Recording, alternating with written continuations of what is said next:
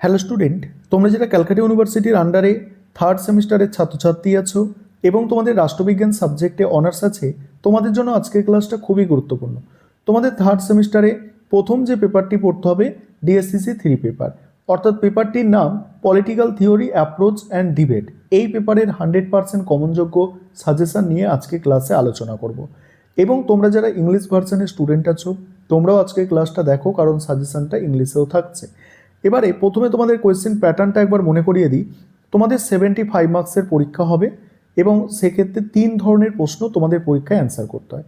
5 নম্বরের প্রশ্ন 3টে অ্যান্সার করতে হয়, 10 নম্বরের প্রশ্ন 2টো অ্যান্সার করতে হয় এবং 20 নম্বরের প্রশ্ন 2টো অ্যান্সার করতে হয়। এটা হচ্ছে তোমাদের কোয়েশ্চেন প্যাটার্ন। এবারে প্রথমেই তোমাদের দেখে নাও বড় প্রশ্ন, অর্থাৎ 10 এবং 20 নম্বরের জন্য যে প্রশ্নগুলো তোমরা রেডি করবে সেগুলো প্রথমে তোমরা বুঝে নাও।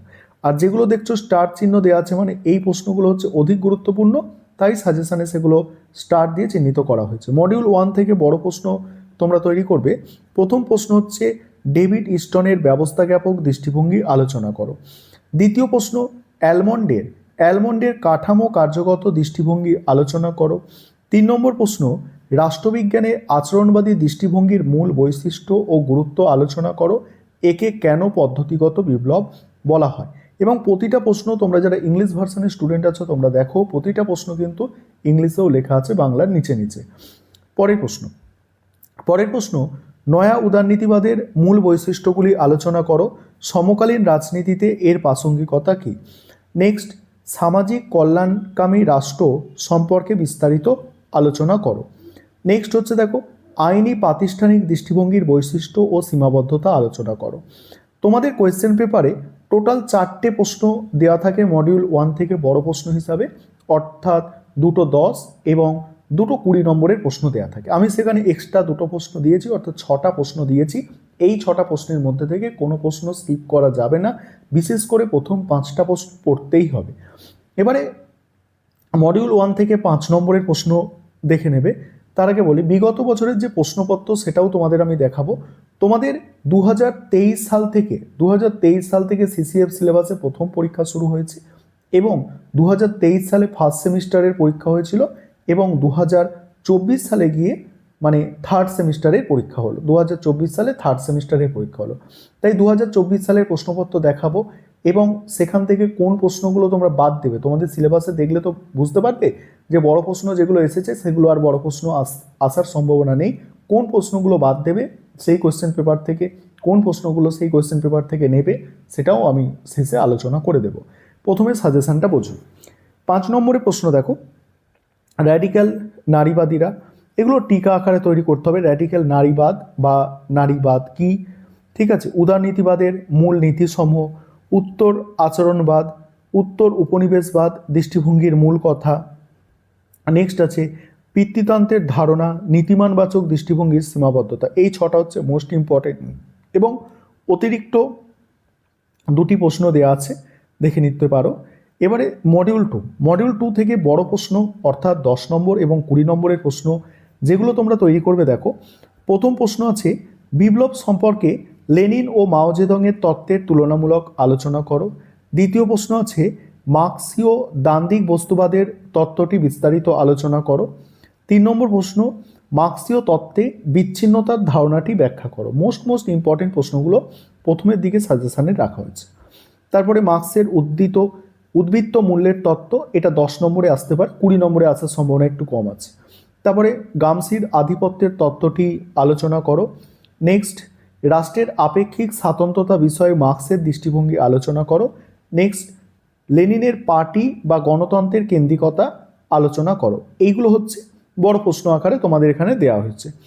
5 নম্বরের প্রশ্নগুলো আলোচনা করব। তার আগে একটা বিষয় বলি, তোমাদের জন্য অনলাইন কোচিং ক্লাস চলছে। তোমরা যারা এই সেমিস্টার বা পরের সেমিস্টার দিয়ে আমাদের পেড ব্যাচে অ্যাডমিশন নিতে চাইছো, নিচে যে নম্বর দেখতে পাচ্ছ এই নম্বরে যোগাযোগ করে পেড ব্যাচে অ্যাডমিশন নিতে পারো। বহু ছাত্রছাত্রী আমাদের ক্লাস করছে, তোমরাও চাইলে অ্যাডমিশন নিতে পারো বা আমাদের স্টাডি মেটেরিয়াল রেডি হয়, সেই স্টাডি মেটেরিয়াল পারচেস করেও পড়তে পারো।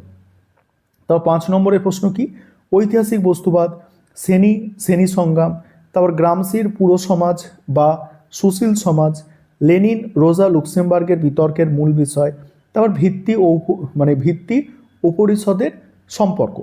ঠিক আছে, ভিত্তি ও পরিষদ অর্থাৎ বেস অ্যান্ড সুপারস্ট্রাকচারের যে রিলেশন সেটা। তারপরে সর্বহারার একনায়কত্ব অতিরিক্ত প্রশ্ন এবং সাম্রাজ্যবাদ সম্পর্কে লেনিনের তত্ত্ব অতিরিক্ত প্রশ্ন হিসাবে দেওয়া হয়েছে। এবং তোমাদের আমি পরের ক্লাসে ডিএসসিসি 4 পেপারের সাজেশন নিয়ে আলোচনা করব এবং তোমরা বিগত বছরের প্রশ্নপত্রটা এখন দেখো, তাহলে তোমাদের এখান থেকেও কিছুটা কনসেপ্ট ক্লিয়ার হবে যে কোনগুলো তোমরা তোমাদের সিলেবাস থেকে বাদ দিয়ে পড়বে বড় প্রশ্ন হিসাবে, এবং ওই মানে যে কোয়েশ্চেন পেপার সেখানে ছোট প্রশ্ন কোনগুলো এসেছিল যেগুলো বড় প্রশ্ন আসতে পারে সেটা একটু বুঝে নাও। এবার তোমরা এই সিলেবাস অর্থাৎ ডিএসসিসি 3 পেপারের বিগত বছরের প্রশ্নপত্রটা দেখো। এখানে দেখো প্রথমেই 5 নম্বরের প্রশ্ন যেগুলো তোমরা বাদ দিয়ে করবে, এগুলো 5 নম্বরের প্রশ্ন হিসাবে এবারে আর আসবে না। যেমন আইনগত প্রাতিষ্ঠানিক দৃষ্টিভঙ্গি, রাজনীতি চর্চায় কাঠামো কার্যগত দৃষ্টিভঙ্গি, এগুলো বড় প্রশ্ন হিসেবে আসতে পারে, মানে 10 বা 20 হিসেবে আসতে পারে, কিন্তু 5-এ আর আসবে না। সামাজিক কল্যাণবাদী দৃষ্টিভঙ্গিতে রাষ্ট্রের ভূমিকা, মার্ক্সীয় চিন্তাধারায় বিচ্ছিন্নতাবাদের ধারণা, বিপ্লব বিষয়ে লেনিন ও মাও জেদংয়ের চিন্তাধারার মূল পার্থক্য, এই যে প্রশ্নটা আছে না, এই প্রশ্নটা আমি তোমাদের সাজেস্ট করব তোমরা অবশ্যই 10 বা 20 নম্বরের জন্য তৈরি করে রাখবে। 20 নম্বরের জন্য যদি তৈরি নাও করতে পারো, 10 নম্বরের জন্য অবশ্যই তোমরা তৈরি করে রাখবে, ঠিক আছে। তারপর হচ্ছে মডিউল 1 থেকে যে প্রশ্ন এসেছিল দেখো, নীতিমানবাচক দৃষ্টিভঙ্গি এবং অভিজ্ঞতাবাদী দৃষ্টিভঙ্গির সম্পর্ক এবং যুক্তি সহকারে ব্যাখ্যা, কী অর্থে আচরণবাদী দৃষ্টিভঙ্গিকে একটি পদ্ধতিগত বিপ্লব বলা যায়, এই পোর্শনটা আবার 10 নম্বরে দিতে পারে। নারীবাদ কি একটি রাজনৈতিক বিষয়, বক্তব্যের সাপেক্ষে যুক্তি দাও, এটা স্কিপ করে যাবে, করার দরকার নেই। উদারনীতিবাদ ব্যক্তি স্বাধীনতার শেষ কথা, বিবৃতিটি ব্যাখ্যা করো, এটা 10-এ এসেছিল। আধুনিক রাজনীতি চর্চায় উত্তর উপনিবেশবাদ দৃষ্টিভঙ্গির একটি সংক্ষিপ্ত টিকা লেখো। তারপরে মার্ক্সের তত্ত্বে সমাজ ও সমাজ পরিবর্তনের ভিত্তিতে রয়েছে ঐতিহাসিক বস্তুবাদ, বিবৃতিটি ব্যাখ্যা করো। এই যে ঐতিহাসিক বস্তুবাদ, এবারে তোমাদের এটা 10 বা 5 নম্বরে আসতে পারে, কারণ গতবারে দেখছো 20 নম্বরে এসেছে। মার্ক্সীয় পার্টি সম্পর্কে লেনিন রোসার লুক্সেমবার্গের বিতর্ক, এই প্রশ্নটা গতবারে বড় প্রশ্ন হিসেবে এসে গিয়েছে, আর বড় প্রশ্ন আসার সম্ভাবনা নেই। তারপর হচ্ছে আজ পর্যন্ত বিদ্যমান সমাজ হলো শ্রেণী সংগ্রামের ইতিহাস, ব্যাখ্যা করো, 10-এ এসেছিল। আর তুমি কি মনে করো যে গামসির নাগরিক সমাজের তত্ত্বায়নে শ্রেণীর ক্ষমতার বিন্যাসের নতুন দিক উন্মোচিত করে, উত্তরের সাপেক্ষে যুক্তি দাও। এবং তোমরা যারা ইংলিশ ভার্সানের স্টুডেন্ট, তোমরা ইংলিশ ভার্সানেও কোয়েশ্চেনটা দেখে নাও।